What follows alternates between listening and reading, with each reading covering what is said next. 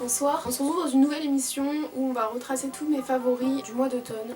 Je sais, c'est pas un mois, mais pour moi c'est un mois parce que c'est passé super vite en fait. Là dimanche on ouvre le calendrier de l'Avent. En gros c'est demain quoi. Parce que là je tourne cette vidéo le samedi 29 décembre 2024. C'est la première fois que je fais une vidéo un peu face cam comme ça, donc vraiment soyez indulgents, je sais vraiment pas trop bien comment on fait, tout ça. C'est un peu bizarre parce que du coup je parle, mais c'est très rare dans la vraie vie parler et qu'il y ait quelqu'un qui m'écoute tout le temps. Donc on va retracer mes petits favoris d'automne 2024. Il y aura donc des vêtements, du make-up, des soins, des films, de la musique, tout ça. On n'y va pas de main morte, on y va à fond. Du coup c'est parti. Dans la catégorie vêtements, on a en premier ce pull qui vient donc de chez Carhartt. C'est une ancienne collection que j'ai eue sur Vinted. Je l'avais vu dans une vidéo des îles à l'ancienne. Vraiment un coup de cœur, j'avais vraiment trop envie d'avoir ce pull et je regrette tellement pas. Je l'ai pris en... je sais même plus. Je l'ai pris en M, sachant qu'à la base il vaut 130 €, je l'ai eu à 40 €. Donc comment vous dire que je suis refaite, merci Vinted d'exister pour ce genre de moment. En deuxième, toujours sur Vinted, j'ai chopé une petite veste longue qui m'arrive à peu près au-dessus des genoux. Mes potes avaient pas la vision, mais moi je l'ai eu direct quand je l'ai vue. Ça fait un peu baronne chic avec un chignon, c'est sympa. Mais sinon avec les cheveux détachés c'est un peu décalé, c'est sympa aussi. Par contre il perd énormément ses boutons. Il m'en reste plus que 2 je crois. Et des fois je l'attachais avec un élastique, donc bon. Heureusement j'ai réussi à négocier 10 balles de moins, je me dis. Je vais juste recoudre les boutons, faut que je le fasse d'ailleurs, parce que du coup je l'ai pas remise depuis. Ensuite c'est une écharpe qui est à ma maman, mais que j'aime énormément, que je lui vole souvent et d'ailleurs elle en a un peu marre. Une écharpe Cézanne. C'est l'écharpe Marianne en noir qui est donc sur le site Cézanne à 75 €. Franchement elle est douce, c'est vraiment un câlin pour le coup, sinon je la mettrais pas dans mes favoris du mois.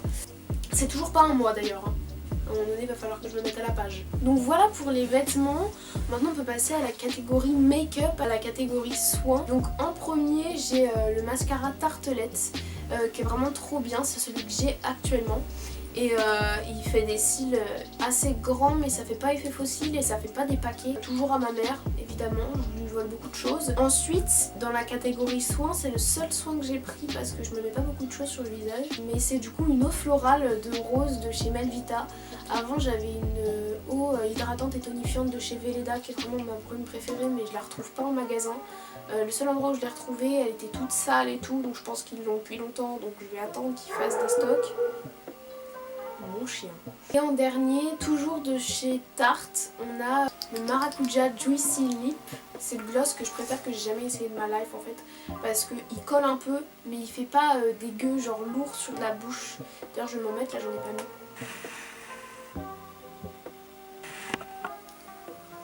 On est bien. Donc voilà pour la catégorie make-up.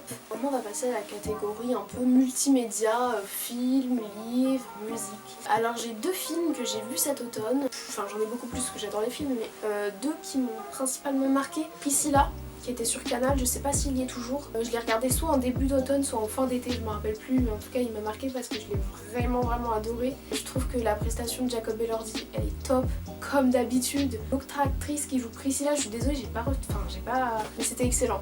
Les jeux d'acteurs étaient excellents, l'histoire est vraiment super bien réalisée, la DA est franchement hyper jolie. J'ai également regardé là l'autre jour Back to Black, le biopic de Amy Winehouse, et j'ai pas du tout aimé.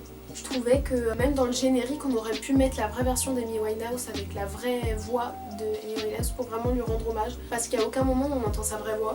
C'est que l'actrice qui chante. Enfin, je crois que c'est tout le temps elle qui chante. D'ailleurs, ils en ont beaucoup joué du fait qu'elle chantait bien, un peu comme Amy Winehouse. Ça perdait un peu le sens de biopic. C'était un peu regarder ce qu'elle sait faire et tout. C'est très flou. On voit qu'ils ont occulté plein de détails. Et même la DA est pas top. Hein. Par contre, ça nous a bien fait comprendre des choses. Par exemple, Blake. Là, le mec là, enfin je connaissais pas l'histoire de Amy Winehouse, mais vraiment Blake là je le déteste en fait, je le déteste complètement. Sinon, catégorie film d'horreur, j'ai regardé Mr Babadook à Halloween avec Zoé, et franchement ça fait trop peur. On l'a regardé en VF, mais je pense qu'en VO c'est pire, donc regardez en VO. On a vu des extraits en VO et franchement la mère elle fait trop peur, parce qu'en fait la mère elle fait des grimaces comme ça, mais elle pousse des hurlements qui sont très graves, et moi ce genre de hurlements c'est les pires pour moi, ça fait vraiment trop peur. L'histoire c'est en gros que le petit garçon il veut une histoire, et donc sa mère va chercher un livre et elle trouve un livre qui s'appelle Mr Babadook sauf que les images et l'histoire sont super effrayants. Du coup elle referme vite parce que le petit garçon il a un peu peur et tout. Et après dans la voiture, rien que d'en reparler ça me fait peur, wesh, je vous jure. Et du coup dans la voiture par exemple il voit quelqu'un, il dit non mais arrête de m'embêter et tout. Enfin bref c'est trop horrible. Et donc vous allez voir comment ça tourne cette histoire. Donc du coup je l'ai regardé avec Zoé et quelle transition pour parler de la musique de Eve, Zoé. On n'a pas de photos ensemble, brûle-moi les yeux avec ton Kodak. Je vous mets tous les liens dans la description de tout ce dont je vous parle, sauf les produits et les vêtements, j'ai un peu la flemme. C'est vraiment super mignon parce que ça parle d'un petit garçon qui est amoureux de Zoé, puis ça aussi il y a un parallèle avec le grand garçon qui est Eve du coup qui est aussi amoureux de Zoé, sauf qu'en fait elle est inaccessible et c'est hyper mignon, c'est hyper joli. Donc voilà, je vous conseille d'aller l'écouter parce que franchement, et écoutez aussi ce qu'il fait autre que cette musique là, par exemple 118 j'ai adoré. Je me rends compte que je fronçais beaucoup les sourcils mais c'est le soleil en fait. Je vous jure que quand mon visage il est détendu je suis pas comme ça, attendez. Là je commence à faire. La dernière catégorie, autre. Donc tout ce qui est autre, j'avais envie d'en parler. Période de 2 semaines où je faisais que des recettes Instagram et je me suis régalée. Oh, franchement je me suis régalée. Il y en a 2 qui m'ont particulièrement marqué et qui ont surtout marqué ma famille et mes copains parce que je leur ai fait goûter. En premier on a des cookies brownies que toujours je vous mets dans la description la recette. Vraiment ils sont fondants, ils sont moelleux, ils sont comme ça. En fait c'est la recette d'une pâte à brownie. Moi je trouve que ça fait plus fondant au chocolat. Mais en tout cas c'est vraiment des cookies que quand tu fais comme ça là, plein de chocolat et tout, avec une pointe de sel en plus mais Et aussi j'ai découvert en automne le beurre de cacahuète 100% pour cuisiner. Et j'ai découvert ça et en fait à mettre dans une sauce pour des pâtes et tout, c'est trop bon. Et donc justement je vous en parle parce que j'ai vu une recette de nouilles au beurre de cacahuète. Donc personnellement je rajoute un peu des morceaux de poivron, des morceaux de brocoli, tout ça pour ramener un peu de fraîcheur et de légumes. Ma famille est tombée sous le charme de cette recette.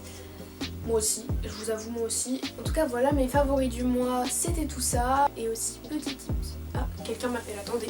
Non il fait de plus en plus sombre, putain il est 15h.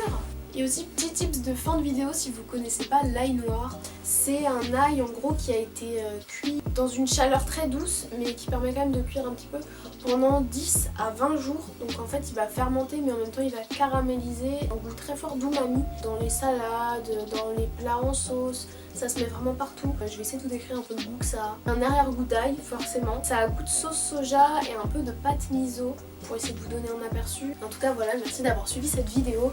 C'est ma première vidéo face cam, je le répète. Si elle vous plaît, n'hésitez pas à mettre un petit like. Voilà, ça m'aiderait beaucoup. Enfin, ça m'encouragerait à en faire plus. Sachant que j'ai très envie d'en faire plus, mais avec le bac, tout ça, ça va être chaud. Mais je vais y arriver. Parce que j'ai d'autres projets en même temps avec le bac.